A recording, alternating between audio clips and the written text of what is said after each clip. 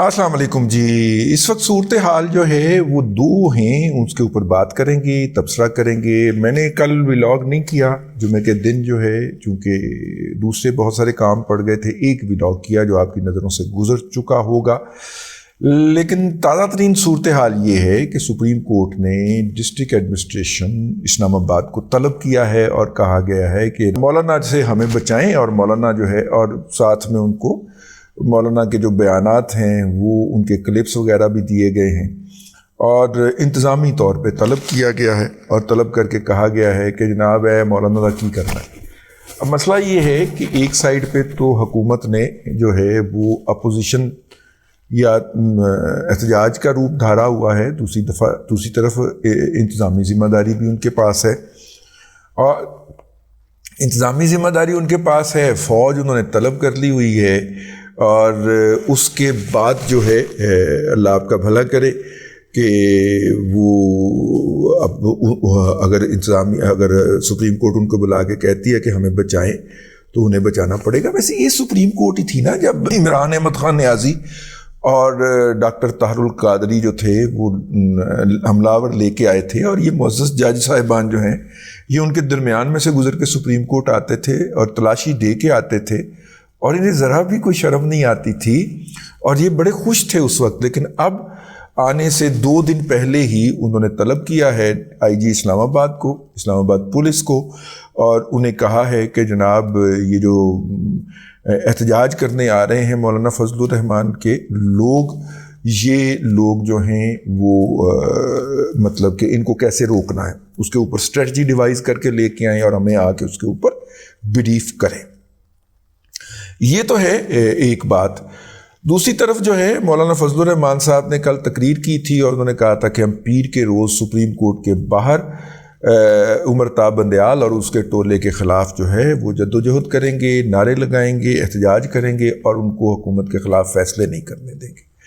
वो फ़ैसला क्यों किया है पीर के बारे में? जो ख्वाजा अहमद तारक रहीम साहब की जो ऑडियो लीक हुई है उसमें ख्वाजा अहमद तारक रहीम जो हैं वो हमारे दोस्त अब्दुल क़य्यूम सिद्दीकी को बता रहे हैं कि पीर को धमाका हो जाएगा इनका, जनाब वो टेकअप करके तो इनको कंटेम्प्ट ऑफ कोर्ट जारी करके तो फारग कर देंगे। जो दूसरी तरफ स्ट्रेटजी है जो ख्वाजा अहमद तारक रहीम साहब या उस नोयत के या उस नस्ल के या कुमाश के लोग बताते हुए पाए जा रहे हैं वो ये है कि जून तक इस हुकूमत का ख़ात्मा, हम मई में बैठे हुए हैं तो जून अगले महीने तक इस हुकूमत का ख़ात्मा करके और जो है वो सुप्रीम कोर्ट तमाम अख्तियारात अज्यूम कर लेगी। अब यहाँ पे पटवारी जो है वो चूँकि अहमकों की जन्नत में रहते हैं और रिएक्शनरी मोड में होते हैं हमेशा, वो एक्शन नहीं करते, वो जब एक्शन हो जाता है तो उसका रिएक्शन करते हैं। वो क्या करें, उनके कायद भी ऐसे ही हैं। मियाँ मोहम्मद नवाज शरीफ साहब को जब डिस्क्वालीफाई किया जा रहा था और मेरे जैसे लोग कह रहे थे कि यार वो आपको नहीं छोड़ेंगे, आप किसी को एक्टिवेट कर लें यार, ये मुस्लिम लीग लायर विंग होता है यार। वो ख्वाजा हारिस के ऊपर रिलाई करके बैठे रहे और तुने गए नवाज शरीफ साहब, लेकिन उन्होंने अपनी किसी तंजीम को एक्टिवेट नहीं किया, एक्टिव नहीं किया। शायद उनके ख्याल में हो कि इस पे पैसे लगते हैं, हालांकि पैसे नहीं लगते मियाँ साहब, आपका सिर्फ हुक्म लगता है, आप हुक्म तो लगाते। और उस वक्त मुस्लिम लीग नून के लॉयर्स हमें आगे कहते थे यार पता नहीं मियाँ साहब की स्ट्रेटजी समझ नहीं आई हमें, तो वो उन्होंने कुछ कहा ही नहीं है कि वो हम कोई इसके ऊपर कोई एहतजाज करें या कोई लोग इकट्ठे करके लॉयर्स लेके जाएं। अब देखें कल इमरान अहमद खान न्याजी के इर्द गिर्द जो लोग थे वो आपको लॉयर नज़र आते थे, वो अपने कारकुनों को काले कोट पहनवा के लाए हुए थे भाई, और उन्होंने इमरान खान के गिर्द घेरा डाला हुआ था। और उनमें से जो लोग थे उनको कोर्ट के एटिकेट का भी नहीं पता था, वो कोर्ट के अंदर इमरान खान के हक में नारे लगाना शुरू हो गए। मुझे तो खतरा था कि वो जज भी नारे ना लगाना शुरू कर दें। ठीक है, एटिकेट क्या होते हैं, लेकिन आप अंदाज़ा फरमाएं यार कि वो सारा कुछ उन्होंने इमरान खान जज भी ख़रीदता है, किसी के घर के बाहर ट्रक खड़ा करना पड़े ट्रक खड़ा करता है, किसी के घर के बाहर डाला खड़ा करना पड़े डाला खड़ा करता है, किसी को ब्रीफ केस भिजवाना पड़े ब्रीफ केस भिजवाता है, किसी को कहता है तो टिकटें बेच के इससे दिहाड़ी लगा ले। 16 टिकटें बेची हैं अब तक की इतला के मुताबिक साकिब निसार ने।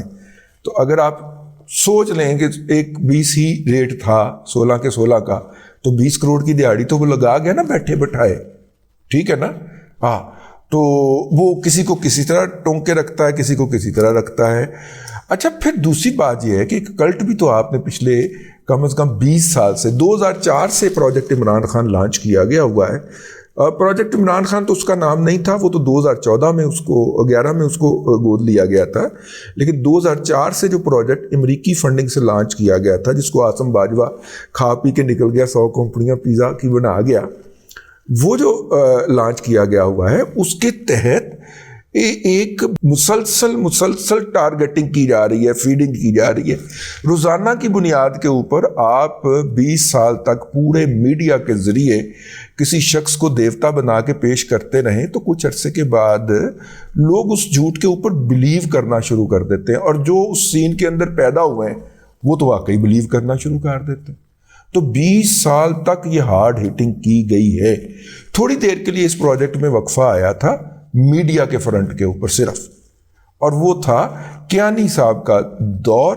جب وہ چیف رہے تو انہوں نے اس پروجیکٹ کو بیک برنر پہ لگا دیا تھا, لیکن جیسے کیانی صاحب ہٹے ہیں ایک دم میڈیا کے اندر انہوں نے کیسے تباہی پھیری ہے. شکریہ رحیل شریف تو آپ کو یاد ہی ہوگا, اور پھر انہوں نے میڈیا کے اوپر پورا قبضہ کر لیا. اگر آپ کسی فوجی کے تخم نہیں ہیں تو آپ میڈیا کے اوپر جو ہے وہ کسی بھی مؤثر پوزیشن پہ نہیں بیٹھ سکتے. آپ چھوٹے موٹے کام مل جائیں گے, وہ بھی ٹھیک ہے, آپ اپنے خیالات جو ہیں ان کے اوپر اگر نظر ثانی فرمائیں گے تو پھر مل جائیں گے, ورنہ آپ غائب ہیں. اور بہت بڑے بڑے لوگ جو ہیں وہ میڈیا سے باہر نکال دیے گئے یا نکل گئے احتیاطاً.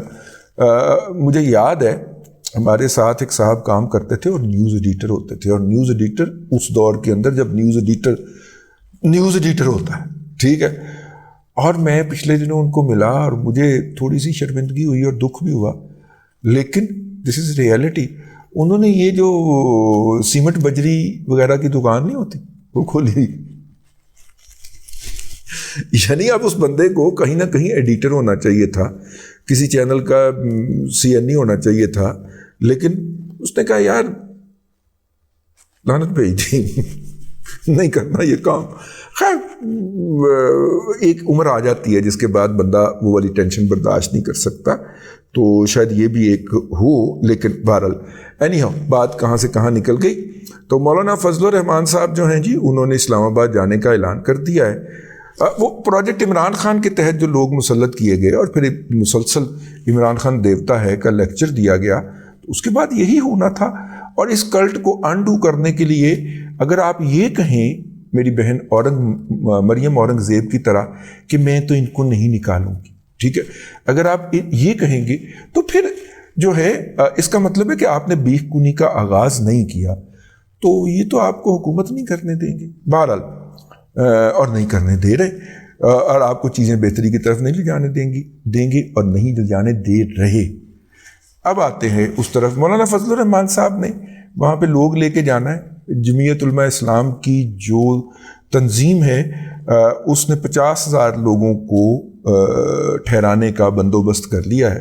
بہت سارے مدارس ہیں اسلام آباد پنڈی کے ہاں اور مری کی طرف, اور وہاں پہ لوگ راتوں کو ٹھہریں گے اور دن کو آ کے دھرنے میں بیٹھا کریں گے, کچھ اس طرح کا ہو سکتا ہے.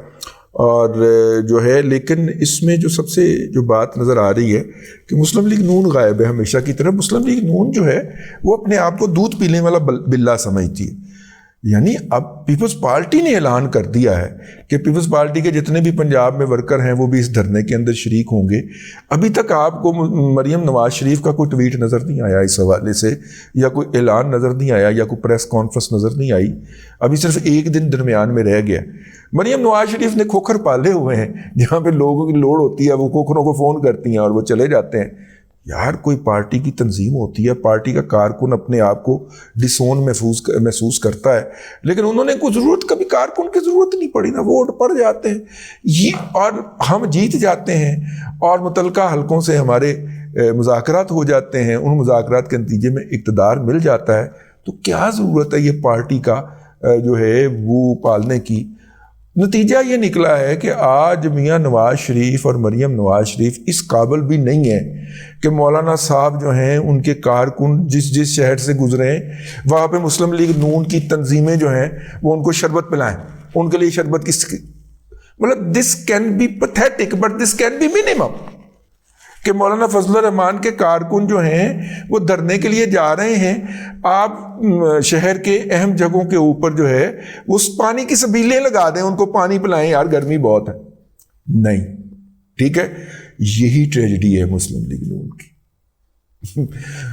मियां नवाज शरीफ ने अपने कारकुन को आगे नहीं किया, सारा कुछ अपनी जान पे लिया, तो रगड़े गए ना, और हर दफा रगड़े जाते हैं, ठीक है। लेकिन अल्हम्दुलिल्लाह मियां साहब भी कुछ सीखने को तैयार नहीं है, और अगली नस्ल ने भी किया ना पुत्र तुसी नहीं कुछ सीखना। ठीक हो गया। तो बहरहाल हम इस बात के मुंतज़र हैं कि मुस्लिम लीग नून जो है वो इसके अंदर सिंबॉलिकली ही सही कोई हिस्सा डाल दे, और वो अगर ये एहतजाज जो है, अगर ये सिर्फ मौलाना का है, और मौलाना जो है वो एक बदमाश है जो नवाज शरीफ जब उसको हुक्म लगाता है तो वो इस्लामाबाद की तरफ निकल पड़ता है। पहले भी नवाज शरीफ ने हुक्म लगाया था तो वो निकल पड़े थे, जिस मौलाना के धरने के नतीजे के अंदर नवाज शरीफ साहब को लाहौर से लंदन जाने की इजाज़त मिल गई थी।